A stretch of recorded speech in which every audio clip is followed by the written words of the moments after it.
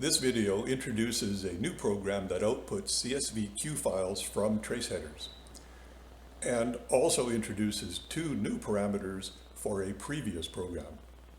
But even together, these are so simple they do not deserve a video. So this video is mostly about how you might use this new functionality to create input files for the floating datum statics program sufarldcsv. The parameters and algorithms of the sufarldcsv floating datum statics program are not discussed in this video. My next video will be specifically about the sufarldcsv floating datum statics program itself. This video assumes you know what a surface consistent static is. In preparation for this video, you might want to watch my videos about the SUStackup program and about the suprofcsv program, and my video about floating datum, what, why, how. Extensive examples and tests for the programs discussed here exist in the demos directories. You may have noticed that all my statics and floating datum programs use CSV queue files. It is my belief Seismic Unix should not use trace headers for complicated statics. I believe the major uses of Seismic Unix are as a learning tool or for small one-person situations where you are doing the seismic data processing. Major industry seismic processing systems can get very entangled in statics using trace headers, databases, and on files. That may be more efficient and better for them because they have statics experts who know about the statics manipulations. But processing with Seismic Unix means you need to know the statics handling. So I think complicated statics should be handled via CSV files and spreadsheets.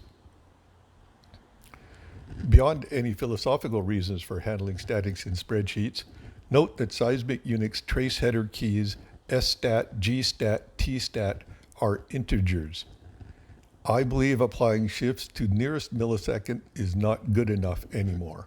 The program I wrote for creating a smooth floating datum is named sufarldcsv. The sufarldcsv program creates a smooth floating datum, static or elevation, from input files containing shot values and receiver values and CDP locations. The sufarldcsv program outputs another CSV queue file. No traces in or out. But the parameters and algorithms of sufarldcsv are not discussed herein. See my next video about that. Next, this video contains example setups of sufarldcsv, but only to identify the input files. Example setups for sufarldcsv.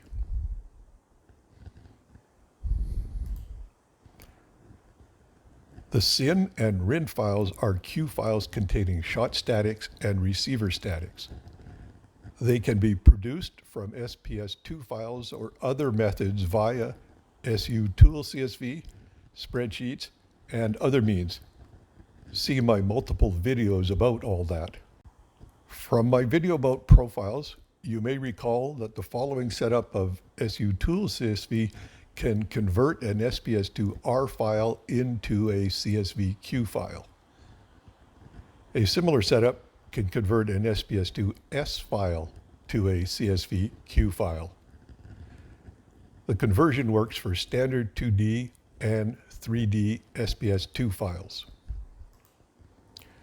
Now, looking again at the example setups for sufarldcsv, note that for 2D, the CDP locations are input via another queue file in SYN, while for 3D, the CDP locations are defined using an input grid in R file.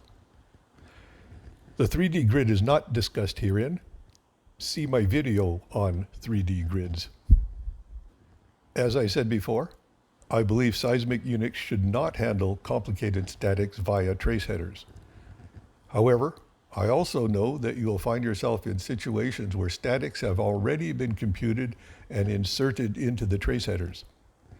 For those situations, I wrote the sugetqcsv program, which will output any header values into a CSV file. This may allow you to recover statics from trace headers. The sugetqcsv program is general, but its use for statics is highlighted herein. A sugetqcsv setup traces in, CSV file out. You can list any keys you want, and their values will be output into a queue record. One queue record is output for every input trace. The keys parameter above has a list of most things that might be a shot value. If the input is unstacked, this may output a lot of queue records. Note, sugetqcsv uses the scaleco and scale L values from trace headers. It scales coordinates and elevation related values appropriately before outputting them to the queue file. Often, it is better to use suStackUp to produce a shot stack before sugetqcsv. You can still list any keys you want, and their values will be output into a queue record. But now, you get one queue record per FLDR value. Note that for the stacked output trace, suStackUp copies the input trace header that has minimum absolute offset. All shot values should be the same in every input trace of a shot. So the minimum offset trace should have those same shot values. But suStackUp does not error halt if shot values are inconsistent. Before showing the output queue file, I am adding two more things.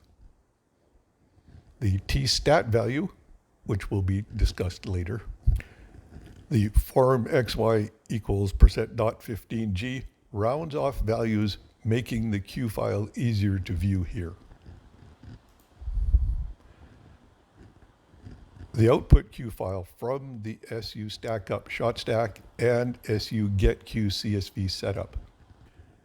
And also use suStackUp to produce a receiver stack before sugetqcsv. Note, GRNORS gaps are used as receiver identifier. If using sugeomcsv for geometry update from SPS2 files, by default, these are the line and station point numbers.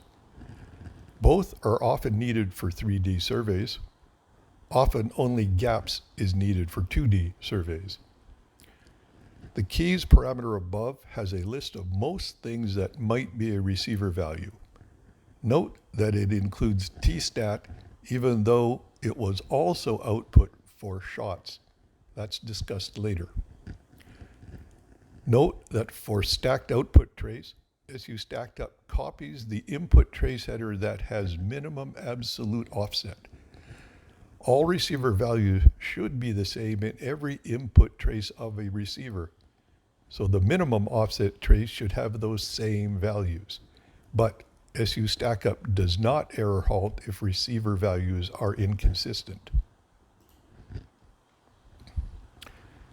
The output queue file from the suStackUp receiver stack and sugetqcsv setup.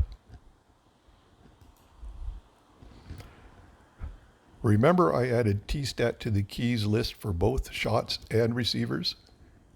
The following images help explain why. An image like this is in my video, Floating Datum, What, Why, How.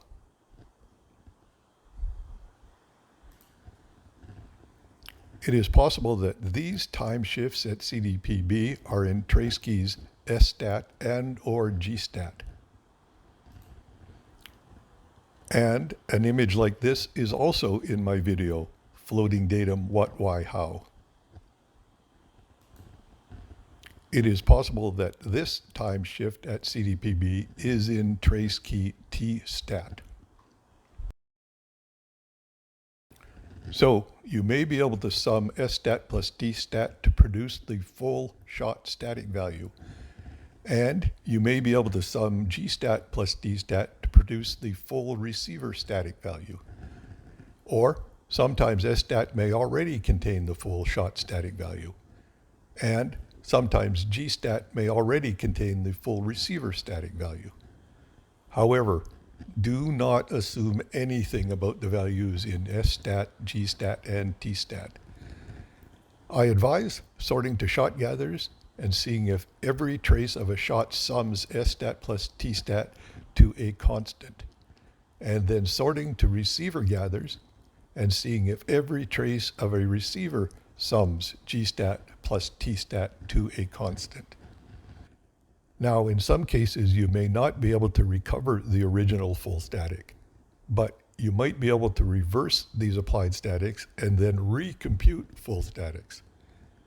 But if you cannot recover or reverse or recompute the statics, you may not be able to perform floating datum processing at all. So, shot stacks and receiver stacks can serve two purposes. They mean sugetqcsv will only output one Q record per shot and receiver.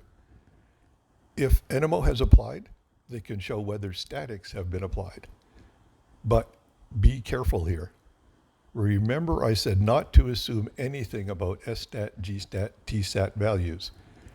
Just because stat, gstat, tstat have values, do not assume those values were actually used to shift the traces. Do not assume those were the only shifts that were applied. The handling of statics is often very entangled. You can also use SU stackup to produce a CDP stack before sugetqcsv.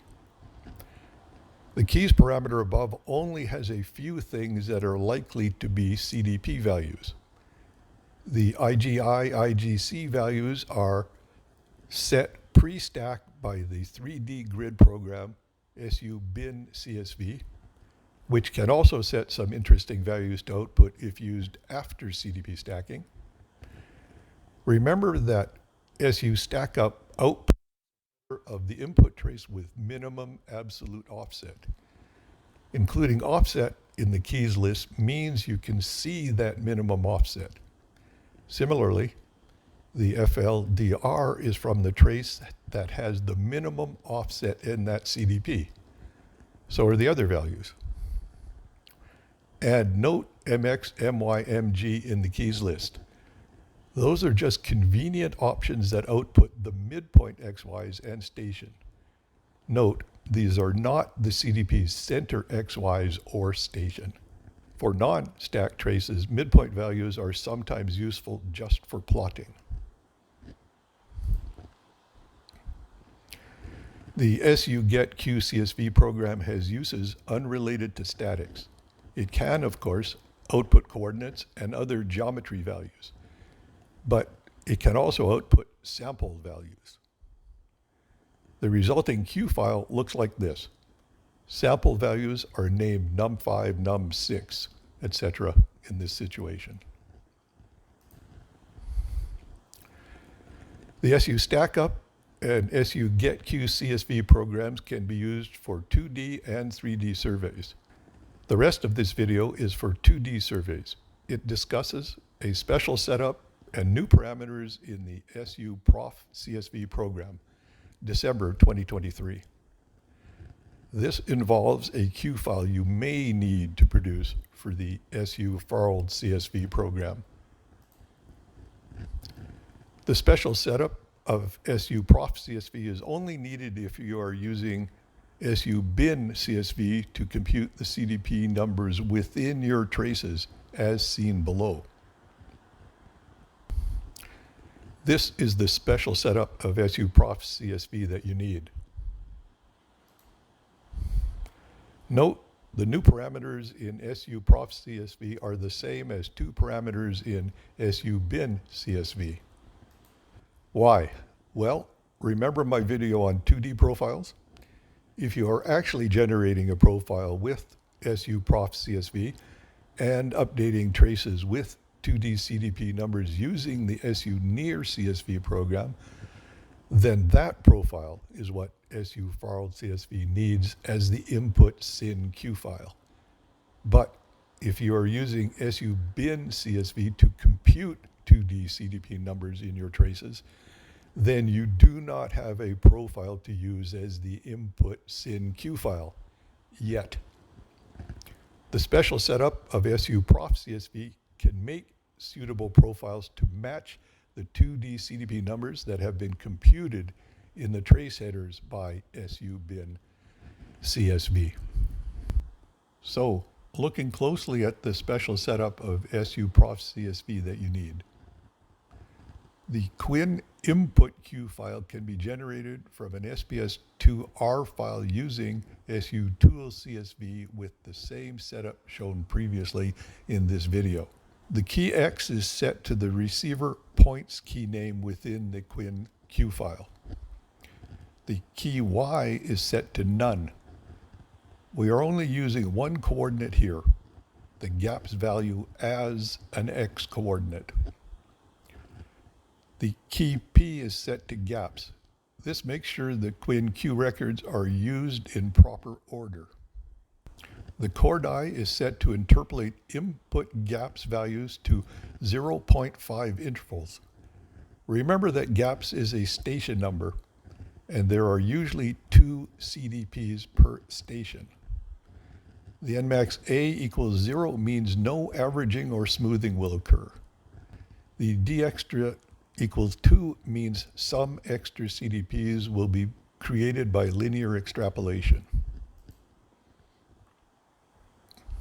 The result is that suprofcsv produces a profile with coordinates and other values that are just linearly interpolated between the surrounding 2 Quinn Q record locations.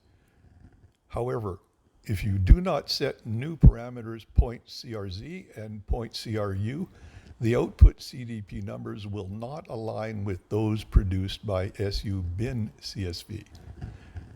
Remember in my video, Floating Datum What, Why, How?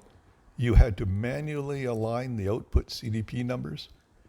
These new parameters in suprofcsv accomplish the alignment if set to the same values as in subin-csv.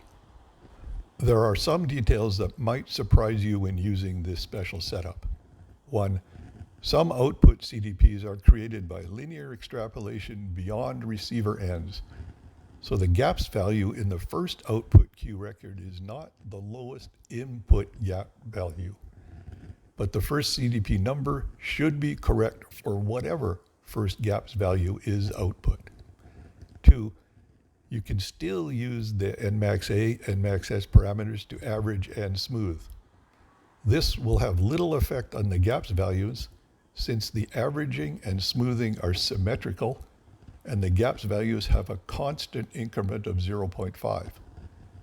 But it will result in smoother coordinates if those coordinates do not have constant increments. Whether smoother coordinates produce a more desirable floating datum from sufarldcsv is beyond the scope of this video. At the risk of including too many details, why do the .crz and .cru parameters compute the CDP at the first output Q record and then just increment by 1 for all subsequent Q records? The answer is that recomputing the CDP number at each output Q record would still be correct for this special setup, but it would not be good for other setups. Consider what happens if you're actually creating a profile by cording XYs. Then the output gaps values would not increment by 0.5 exactly. So using them to compute CDPs would result in multiple output Q records with the same CDP number. It is better to get monotonic CDPs even if gaps values misalign later along the profile. Since Q files are CSV files, many non-Seismic Unix programs can read them, including spreadsheets and plotting display programs. There are also examples using xgraph from Q files in the demos directory. Example uses of X contour from Q files can also be found in demos directory.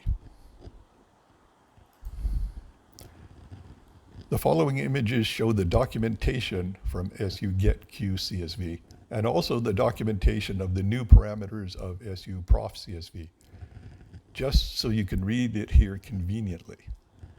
I'll remind you the documentation can change after this video, December 2023.